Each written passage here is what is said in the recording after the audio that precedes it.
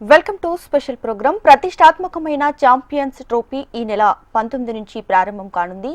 తొలి మ్యాచ్లో పాకిస్తాన్, న్యూజిలాండ్ దేశాల మధ్య జరగనుంది. ఇక భారత్ ఈ ట్రోఫీలో ఈ నెల 20న బంగ్లాదేశ్తో తలపడనుంది. ఇలా పాకిస్తాన్ ఈ నెల 23న తలపడనుంది. ఈ మ్యాచ్ అత్యంత ఉత్కంఠభరితంగా సాగనుంది. ఇక ఛాంపియన్స్ ట్రోఫీ ఎప్పుడెప్పుడు జరిగింది, ఎవరెవరు విజేతగా నిలిచారో ఒకసారి చూద్దాం.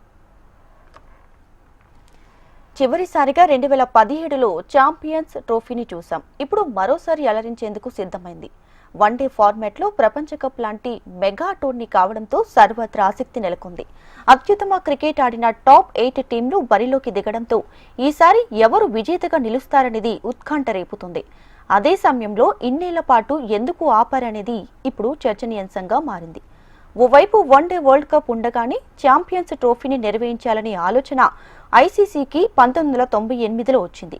క్రికెట్ను మరింత విస్తరించాలనే ఉద్దేశంతో ప్రపంచ కప్తో పాటు ప్రతి 2 ఏళ్లకొకసారి ఛాంపియన్స్ ట్రోఫీకి శ్రీకారం చుట్టింది.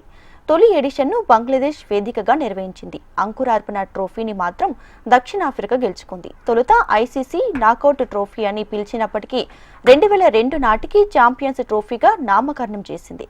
ఆ ఏడాది టైటిల్ను భారత్, శ్రీలంక